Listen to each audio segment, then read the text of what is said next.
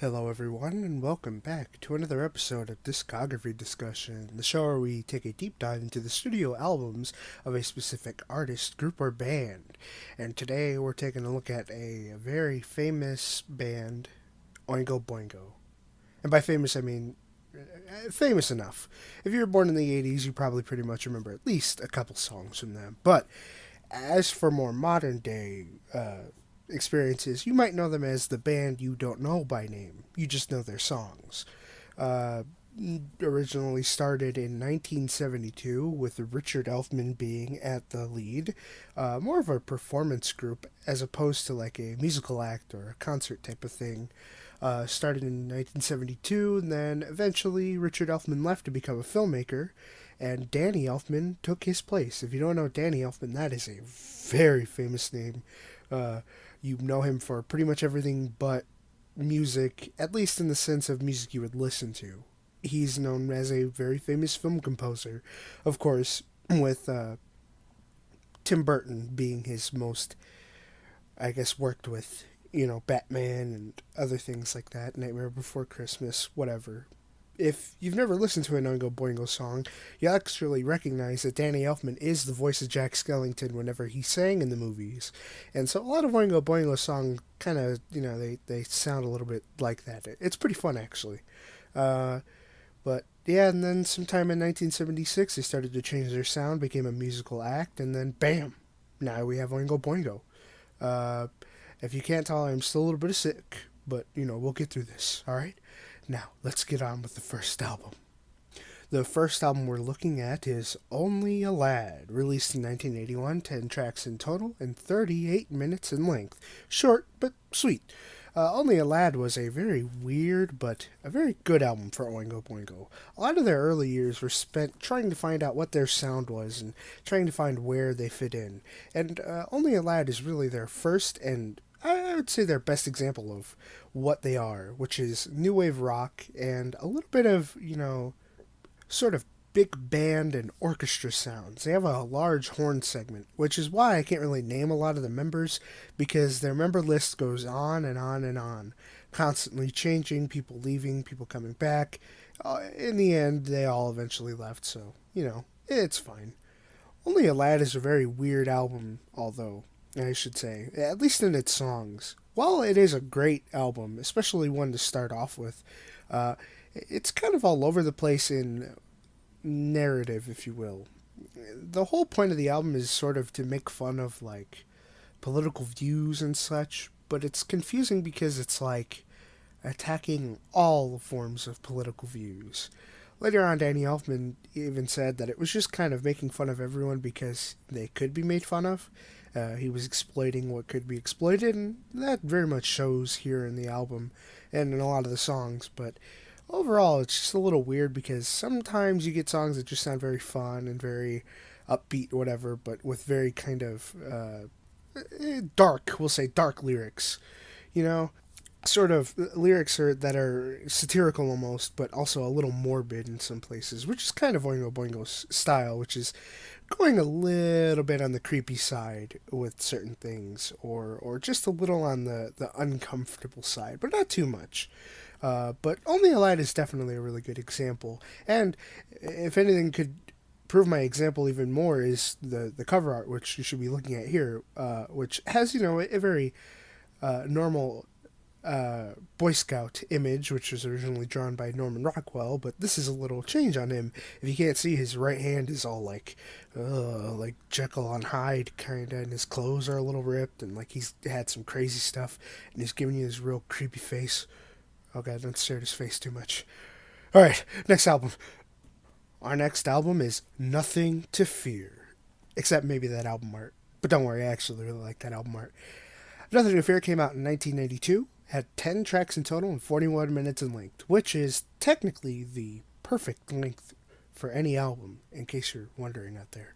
Uh, God, I love this album. Not my favorite, but definitely up there of ones that I could listen to over and over again. If you can't tell, I only have a couple of songs here that I don't really care for all that much, but overall, man, what a great album. And do you want to know the sad thing? Critics hated this album when it came out. A lot of people didn't really like this album in general, just because they felt Oingo Boingo was becoming hard edged, and they were going with a darker style and whatever. And then that doesn't matter. This is a perfect album example of what Oingo Boingo's sound is. If I told someone to listen to an album to really figure out what it would be, what they sound like, it'd be this one or the next one. Uh, these are this is a perfect album. It just has that perfect big band style of large horn segments and different kinds of instruments coming into different kinds of songs, and Danny Elfman really putting in his vocal work and having backing vocals that match just perfectly. This whole album's amazing. Uh, Definitely one you should listen to. And of course, I love this art. This is the art that I would say Oingo Boingo is more known for, as opposed to the Only a Lad art.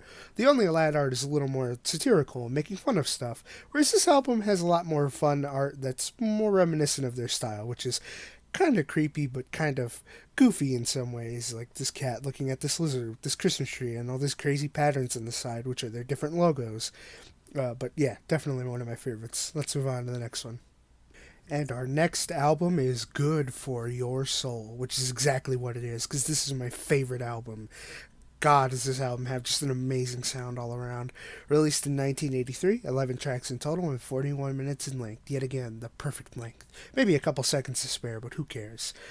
I love this album, both the art and just the music in it. A lot more expanding in their big band style, taking influences from ska and even some kind of African instruments and music inside of it, which all sounds amazing on different kinds of songs. And the only song I don't really care much for is, songs you say I don't really care much for, Cry the Vados and Nothing Bad Ever Happens. The first being a more just instrumental kind of sounding song. The only reason I don't really like it is because I just love the vocals of Danny Elfman and what all the vocals of him and his backing vocals members can bring into a song. And it's just kind of weird to hear just instrumentals because they're a very synth heavy band, but also, again, like I said, orchestra and horn instruments as well. So it's just kind of bare bones when you just hear that. But adding a little bit of that vocals, perfect. And Nothing Bad Ever Happens just is an okay song. It's supposed to be catchy, but for me it just isn't. I don't really care for it. But every other song on this album is extremely catchy and extremely good. And I suggest everyone listen to this album because this is the album. And I love this art. Oh, this art reminds me of something you would have hanging up in a McDonald's in like the early 90s or 2000s because it's just there. No one wants to take it down and they haven't remodeled yet. And this album's amazing. They're expanding a lot of their sound, and so it's a lot better. But also, they're taking off a little more on that deeper, darker side that they were kind of going with the last album. And here, they're going a little lighthearted in some places and a little weird in some places. I especially love some of the narratives of these characters that Danny Elfman is playing, where it's just kind of oblivious people, especially in Nothing Bad Ever Happens, although that's a song I don't recommend. It definitely does still fit that style of everything else. If anything, I can't discredit both of those songs for anything other than I just kind of don't really care for them, but they do fit very much with the rest of the style. But yeah, I just love this album. Go listen to this one. Stop right now. Go listen. Okay, next album. Solo. Huh. That's weird. The name Oingo Boingo isn't on this album. It just says Danny Elfman. Huh. I'm kidding. I'm doing that all for a joke. But it is true. So, at the time of recording of this, which was 1984, and 9 tracks in total release and 38 minutes in length, Oingo Boingo was having a bit of a dispute with their record label, and they were causing them to not be able to release any albums without any serious legal ramifications. So, Danny Elfman decided he would release a solo album and recorded this with the rest of his band, but just released it as Danny Elfman and some other people joining in as guests to record for him. Yeah, I'm sort of mixed on this album. It's okay. It's not amazing. It kind of goes away from their style of the last couple of albums. But that's because it's a weird transitional period. And we'll get to that a little later in the next album. But it's a lot more of a experimental album. Danny Elfman has said that the whole point of this album, besides just being another Oingo Boingo album was that he wanted to release some unreleased tracks that had gone unreleased from some of the other albums because for whatever reason they just weren't either done in time or maybe they just never got released for whatever weird reason. And he also wanted to experiment with changing the sound of the band just a little bit, which you can very much hear. They start going a little more towards, let's say, like pop. And I don't mean like pop music now. I mean pop music in the 80s, which is very synth heavy, very longer kind of vocals and lightheartedness, which is kind of almost the antithesis of what Oingo Boingo is. And you can kind of see that with the songs I recommend and songs I don't recommend. Some of them hit, some of them miss. It's just a little all over the place. Mostly because, and what I can attribute to, the unreleased tracks mixing with their newer experimental style. Although I'm not saying that this is a bad album or one that you shouldn't listen to or skip, it's definitely one some people might enjoy more than I do. That's kind of the weird thing with this album. It's sort of hit or miss for most people.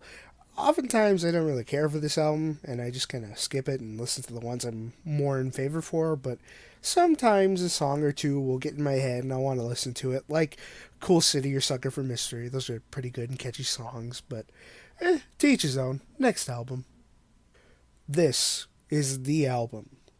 I know I said that Good For Your Soul was my favorite album, and it is, but this is the album. This is the album Oingo Boingo is known for. This is the one that everyone knows. You may not know it by name, and you probably don't even know most of the songs on this album, but you've heard them for sure. Somewhere, somehow. This album is the weirdest when you compare it to the rest of Oingo Boingo's discography. Released in 1985, which is peak 80s, 9 tracks in totals, and 41 minutes in length exactly, to the second. 41 minutes and 00 seconds, nothing more, nothing less. This is the album that has probably been used in pretty much every single movie or TV show that you've ever heard of. Songs from this album appear from in everything, from back in the 80s to even still now. One of the songs, Weird Science, was specifically, let's say, commissioned to Danny Elfman for the movie Weird Science to be a theme song, which it became. And oddly enough, it's not his favorite song, and I could sort of see why. This whole album takes on a little more pop and synth-heavy kind of style as opposed to the rest of the albums, where it's just a little different. It sounds too almost, I want to say, commercial. And Weird Science is definitely the perfect example of just a little too weird, but still a good and catchy song. The rest of the songs, Just Another Day is probably the most recent one you will have heard. First episode of the second season of Stranger Things had Just Another Day in very early on, but regardless, most of these songs have appeared in some other way. My favorite song probably being Just Another Day or Dead Man's Party, the title song. Oh man, this album is fun to listen to. Even the 2 songs that I don't recommend are still fitting in with the rest of the style of this album. I do realize saying that it's the best to listen to is pretty much playing into the idea that this is a pop-heavy commercial-sounding album, especially for, at the time, 1985. I get that that's kind of, ironic, I guess, but it's just a good album. You can't deny a good album when you hear a good album. And I love this art, too. It's all little action figures celebrating the Day of the Dead, the Mexican holiday, if you don't know. Which is very much in style with Oingo Boingo, especially with the bone kind of logo paper thingy up at the top. This whole album's great. Come on, let's move on. Next album. Our next album is Boi-ngo. Yeah, I don't know what that dash is for, but released in 1987, but recorded in 1986, keeping up with their releasing an album every year, sort of. 9 tracks in total, 41 minutes in length exactly, again, a perfect length. This album's a little weird in that it kind of is like a follow-up to Dead Man's Party, but almost like they wanted to go back to their original style. So it's like taking 1 step forward, 2 steps back in a way, but you're following the journey and it doesn't sound that great because it's just kind of this weird blend of pop kind of songs and their original style, which mixed together creates almost slow ballads. It's weird. It's not bad. I definitely wouldn't call it their worst album, but it's weird. Uh, some songs are still catchy and very much in style with their original songs, their big band style and their, morbid kind of lyrics, or just in general weird lyrics. But some of these songs are hit and miss only because none of the songs really match up with each other. When you listen to the album, it's very everywhere. It doesn't sound cohesive or like it was all made to be one album. It almost feels like you picked a song from each of the different albums, and that like or one or two, and then all put them in one album, and it's just weird. It doesn't really mix all that well, and it like some songs will go from kind of a slower, low tempo mode or sound to this high tempo Oingo Boingo song, and it's just everywhere. I don't really care much of this album. I don't really care much of the album art either, because it's just kind of them. And you can barely even see Oingo Boingo, because now they're starting to change their identity to just Boi-ngo. But we'll get into more of that at the end of this. But anyway, next album. And now they're full on Boi-ngo. That's right, no more Oingo Boingo, just Boi-ngo, with their next album, Dark at the End of the Tunnel, released in 1990, 11 tracks in total, and 47 minutes in length. Starting to get a little bit on the long side. This album is just weird. I don't care for it. This is the part of Oingo Boingo in their whole career and their whole musical style where I just don't like it. It just doesn't sound good. It reminds me more of a Queen album than it does an Oingo Boingo album, with Danny Elfman going on longer sort of ballad type songs, almost wailing and harmonizing and long sustained notes, and less of the big band influence. We're getting rid of them, and we're getting rid of the synthesizer, and we're just going all instruments, all electric guitar and bass and maybe a little keyboard, but some drums. But it's just all about the feeling and the yeah. The other thing is this album is really dark, not only in tone but just in general. It's kind of a depressing album. It doesn't feel as fun or as upbeat as some of the other albums where you're listening to these freaky lyrics and you're just having fun in the sound of it because it sounds awesome. This is just a complete opposite 180 turn. It's just dark and slow and depressing, and it's like I'm singing about how I don't want to live anymore.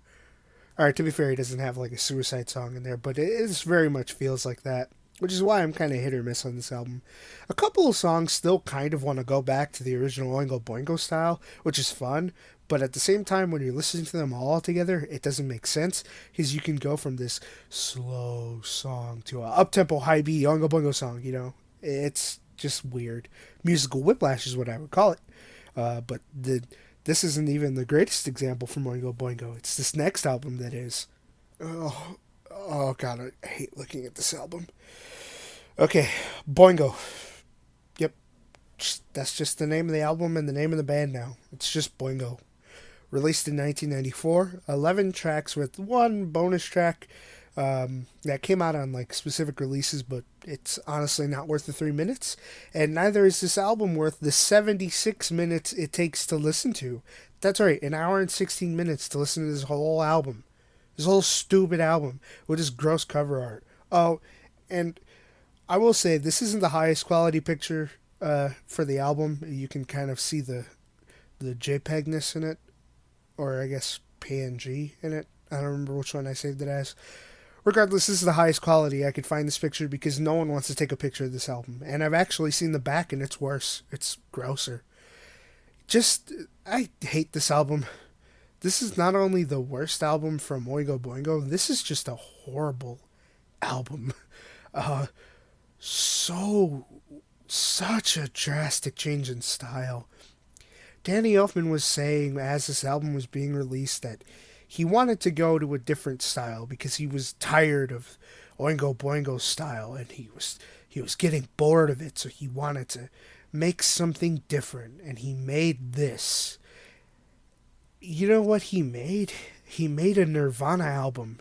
It's grungy and dark and just not right for their style. Occasionally you'll hear like the orchestra come back and it's just odd. This whole album is not great. The three songs I even recommend, they're okay. I wouldn't call them fantastic. I wouldn't call them songs to listen to all the time. I definitely wouldn't put them on a playlist of Oingo Boingo songs to listen to. They're just there. If they came on, I wouldn't skip them, sure, but I definitely wouldn't actively go out and be like, I haven't heard Spider in a while. This whole album sucks. I hate it. Ugh, the art is disgusting. I hate this old, fat-headed looking bald man clown looking at me holding that creepy doll, all black and white. I hate this album. I hate it. I hate the 15-minute song at the end. This is just nonsense. I hate the sound. It doesn't sound like Danny Elfman. It sounds like a Batman song, or album rather, with Nirvana Kurt Cobain lyrics sung by Jack Skellington. I hate this album. We're done. Final thoughts. I hate this. Alright, enough of that. Final thoughts. Well, it's Oingo Boingo. What are you going to do? I can't really criticize them on anything because they're not really making albums anymore. They stopped pretty much after Boi-ngo came out in 1994. Danny Elfman was already pretty much a film composer by the time, I believe, Boi-ngo was coming out. Boi-ngo, sorry, because that's the only way I can distinguish those albums without just putting the words up on screen. He was pretty much already a film composer by the time that album came out, and by the time Dark at the End of the Tunnel and Boi-ngo both came out, he was extremely successful, especially working with Tim Burton. He had already had so many different things composed under his track, and the time between Boi-ngo and Dark at the End of the Tunnel, he had the Simpsons theme song made, which you can still hear in the crappy or not so great Simpsons episodes, but that's beside the point. Anyway, but I can't really credit him anymore. He stopped not only because he was already a pretty successful film composer, as are some of the other members of the band, but a lot of the band members were having hearing problems, having to perform so loudly and so frequently. So all the band members pretty much stopped, and they don't ever want to continue doing live concerts anymore because it's going to further damage their hearing, which is a reasonable thing I can forgive them for. But also, I think by the time Dark at the End of the Tunnel came out, it should have just been the last one, and they should have just stopped. The last album very much feels like Danny Elfman just was going through a garage, saw a box with the words Oingo Boingo on it, and went, oh, right, I do that sometimes. Pulled it out, dusted it off, and just made something with it. It doesn't really feel like a lot of the heart and soul and passion and a lot of the other albums went into it. Even Dark at the End of the Tunnel still had a little bit of that left, but you could tell it was a fire fading out already. But Boingo just feels like wrong. It just feels like pulling it out and using it for boredom's sake, not because you actually want to make more Oingo Boingo albums or songs. And pretty much since then, they haven't done anything. One of the original band members, the original keyboardist, runs a lot of Oingo Boingo tribute bands with some of the other band members, and they do that pretty occasionally. But in 2015, on Halloween, that means October 31st, 2015, at the Hollywood Bowl in Los Angeles, Danny Elfman and some of the other band members and some other new band members that he was performing with were all doing a Nightmare Before Christmas themed concert where you could come in and listen to the live performances of songs from Nightmare Before Christmas, all with the original cast as well. Danny Elfman, of course, being Jack Skellington, Catherine O'Hara coming back as Sally, some of the other voice actors coming back as well. But the fun part was right at the end when everyone thought it was over. There was a little bit of an encore where him and Steve Bartek, the guitarist for Oingo Boingo, came up on stage and they decided, you know what? It's been 20 years to the day. exactly, since we last performed Dead Man's Party, and they performed it live. And you can even watch it on YouTube still if you want, but man, that's just a fun song to listen to, especially on Halloween. Oh, I love that song. Anyway, regardless, I don't really see them continuing with any other albums, seeing as it's been, 25 years now since then, and that's okay. I don't really expect much more from them to come out anyway, so whatever. But if anything, I do hope that we at least get remasters of these albums, because a lot of these songs, as great as they sound, Danny Elfman has said that he's had some interest in trying to remix them, although he thinks most of the mixing on them has been perfected or done to its full extent. I think you could definitely do re-releases, especially since Solo, which is the Danny Elfman solo album, hidden as an Oingo Boingo album, did actually get a remaster in 2014, I believe. And that was pretty good. I don't know why we didn't get re-releases of all the others or remasters. It's really hard to find Oingo Boingo music in physical, at least. I'd love to own some CDs of it, but my only real chances are buying really expensive copies off eBay or getting lucky at a thrift store. I'd love remasters or a whole box set of them all, even with Boi-ngo and Dark at the End of the Tunnel included. I don't care. It's awesome. Regardless, I think Oingo Boingo will always last as the band from the 80s that you knew but didn't know. Granted, and they've gone into extreme obscurity now, especially when I mention it to some people. Most people go, who? Oingo Boingo, what's that? Well, now I have a whole episode dedicated to that, and hopefully it interests you to listen to them, because I suggest you do. They're just a fun band to listen to. Just overall fitting that style, and it really shows why Danny Elfman and Tim Burton work so often. They kind of have similar styles. Although Danny Elfman's is more musical and Tim Burton's is more visual, it still fits perfectly. And it's kind of the only reason why I think most of Danny Elfman's composing style is so creepy and fun and just, good. Just good. Good is the only word I can give you. Regardless, thank you for watching this episode of Discography Discussion. If you liked it, go ahead and leave a thumbs up. If you didn't, thumbs down. And if you'd like to tell me your opinion on why you did or did not like it, go ahead and leave one in the comments below.